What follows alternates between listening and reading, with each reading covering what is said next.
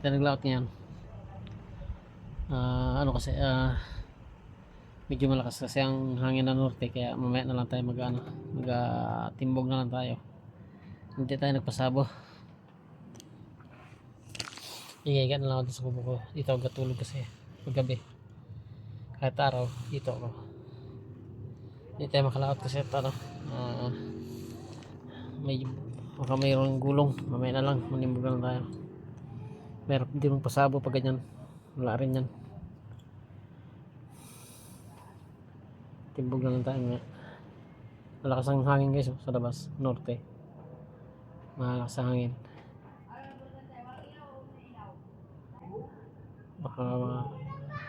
Baka may gulong eh. Wala rin, hindi tayo makakarya ng pangpasabo natin. Kaya mamaya na lang.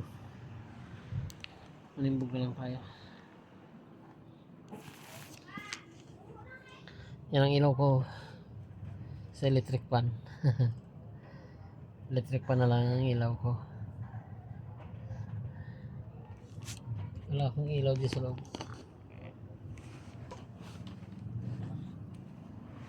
Pero sa labas may ilaw ako dyan. May solar din ako dyan sa labas. Dito lang sa loob ang wala. Di ba tayo nakabili? Wala tayong ilaw dito. Electric fan lang ilaw natin. Pero mamaya patayin ko na rin yung ilaw na yun. Electric fan. Yan.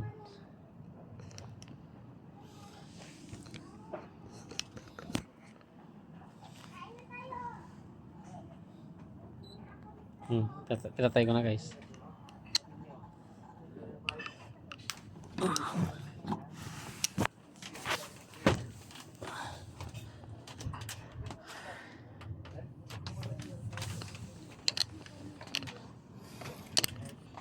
Dito sa labas. Medyo mahangin lang yan. Yan, mahangin guys. Lakas ng hangin sa labas. Lakas ng hangin sa labas. Yan. Nasa labas lang nasa tabi lang ng kubo ko yung bangka ko. Yan. Yan. Yan. Lakas ng hangin sa labas. Kaya hindi tayo makapasabo guys. Timbog na lang siguro mamaya. Ewan ko lang kung makatimbog din tayo. Kasi kung may gulong, hindi rin tayo makapasok. Lakas kasi ng hangin. Lakas ng hangin din sa labas. Norte. Kaya hindi tayo makalakad. Yan o, bangka ko. Yan lang din ang mga lambat ko. Napakalimasag ko. Yan lang yung solar ko. Ilaw. Yan. Solar ko yan. Ilaw na solar. Ito yung mga lambat ko yan guys. Yan. Puno to ng ng bakawan. Katabi ng aking kubo. Yan o. Yan o. Katabi lang ng kubo ko yan. Ang bakawan.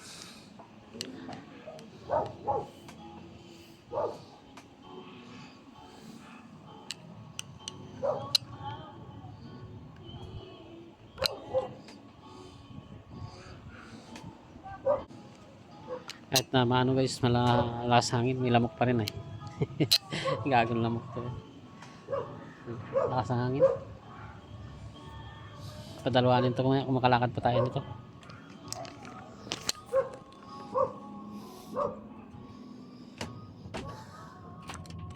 Kung may narinig kayo tugtog guys, malayo yan. Nahagip lang siguro ng tugtog ng aking pero malayo yan. Yung mga tugtog na yan. Doon yan sa mga kabahayan doon. Malayo. Malayo dito sa akin. Kung marinig niyo yung tugtog na yan, layo yan sa akin. Nahagip lang ng ko yan, ng aking bulyong. Pero malayo yan guys. Hindi yan sa malapit. Kasi may nag-video ko sa malayo guys.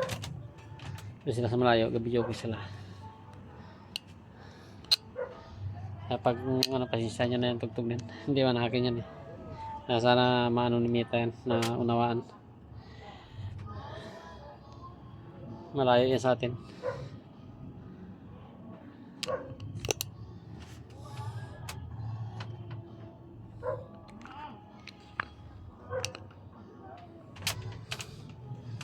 Pasok na ang plamo ko guys.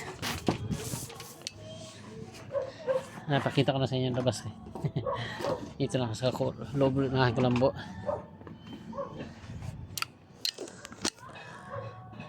Sana mo ano yun, may yung aking video na ito. Baka akala niya nagpatugtog ako. Malayo yun guys. Malayo yun. Hindi yan sa akin. May nag-video ko kasi doon sa malayo. Malakas kasi tugtog nila. Kaya naabot din sa akin. Sana hindi yan hindi sana ako magkaroon ng violation dyan. Sa tugtog na yan. Baka isipin ni Mita sa akin. Hindi yan sa akin Mita. Malayo yan. Hagip lang siguro. Testingan ko muna. Baka malakas masyado magkaroon tayo ng copyright. Yan.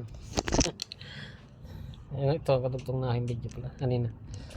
Tinisting ko lang kung malakas din talaga yung volume ko doon sa patugtog na yun. Sana hindi na mahagip na mas gusto.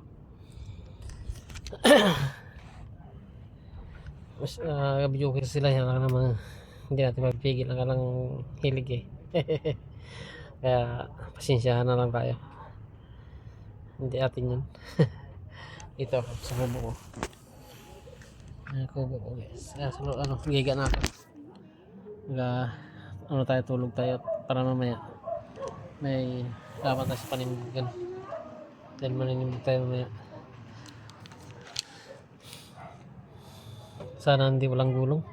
Kasi sobrang malakas talaga ang hangin ng norte. Sana hindi magkagulong para makapanimog tayo. Masyado malakas talaga. Maghapon siya naglakas. Naghangin. Sana hindi magkaroon ng gulong na malakas din. Pag nagkagulong to mamaya guys, hindi tayo makakapanimog. Kasi hindi tayo makakapasok sa loob. Siguradong pag may gulong na dito pala sa bukana, may magkaroon ng gulong. Sigurado pag sa gitna yan, malakas yan. Mamisa na yun doon. Pamisa na sa mga dadaanan natin. Kaya hindi tayo makakapasok. Kasi yung dadaanan natin ay may mga mababaw na parting mababaw, kaya pagdating sa mababaw pamisa na yung alon, hindi tayo makakapasok. Wala tayo kasi bang madadaan ng malalim, pero may mababaw talaga. Nagapisa yung alon, nagabasag. Kaya mapipilitan tayong hindi tayo makakatimbog.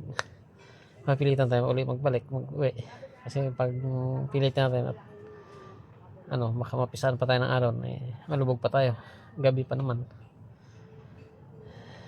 At kahit araw mahirap na mapisaan. Malubog. Hindi ka naman matakot malubog dyan kasi mababaw lang. Lalo kung doon sa kababawan ka madadaanan mababaw ka malubog. Mababaw yun. Hindi ka doon hanggang dibdib mo lang ang lalim yun. Ang pinakamalalim yun hanggang dibdib o lampas tao, gano'n. Pero walang lampas tao yan, hanggang dibdib lang ang baywang, gano'n ang madadaanan ng mga babaw. Doon ka pamisa ang alon, mababaw lang yan. Ang lang doon yung gamit, ang nakakapanghinayang. Siyempre pag lubog ka na, magkakalat na yung lambat mo, maglalabas yun sa bangka dahil sa pasing ka ng alon. Pero sabi mo takot ka, walang problema dahil mababaw yun. Pwede mo siyang akayin at ilakad mo hanggang sa playa. Ang mo lang doon yung mga gamit, mahirap na, masayang lang ay kung mahulog yung mga lambat mo. Kahit sabihin pa mababaw yun, hindi mo basta makuha yun. Paano mo makuha? May alon, may gulong. Bandang huli baka mawala pa yun, pati yung mga sagwan mo, mga iba pang mga gamit, di ba? Masasayang lang. Kaya kahit sabihin pa mababaw, eh, iwasan nating malubog tayo sa mga ganung bagay kasi masasayang lang mga iba mga gamit natin. Yung sabi matakot ka, hindi ka matakot, babaw lang eh. Ano dyan, pinakamalalim na hanggang leeg mo. Ang karamihan dyan, hanggang baywang lang. Mas mababaw pa. Yung mga gamit lang. Pag nalubog ka, hindi mo na maano nyo kasi maano mo kasi bangka mo. Sayang yung kung mawasakin ng nalon. Di ba? Kaya dadalhin mo sa mababaw talaga yung bangka mo. Doon mo na siya ay ano, malilimasan mo siya. Pero yung mga gamit mong aanod ng ano, ng dagat ay paano pa makuha yun? Yun ang kapanginayang. Pero sabihin ano, dahil sa matakot ka, hindi ka na dapat matakot. Kaya pasensya nyo na guys yung ano ko, yung video ko ngayon. Kung may sound man na kayo naririnig, ay may nagkakanta. Hindi atin yan, layo yan. Nagkakasayahan sila eh, kaya hindi natin mapipili ano sila, mapipigilan. Sa kanilang mga ginagawa, kanila yan eh. Kaya kung nakahagip man ng aking video yung mga ganung bagay ay pasensya nyo na, hindi man natin yun, malayo sa akin. Sige guys, thank you very much. Bye na, shoutout na sa inyo lahat. Bro Joel C. Cosano, shoutout sa iyo pati sa pamilya mo. Bye bye at ingat kayong lahat. Bye bye.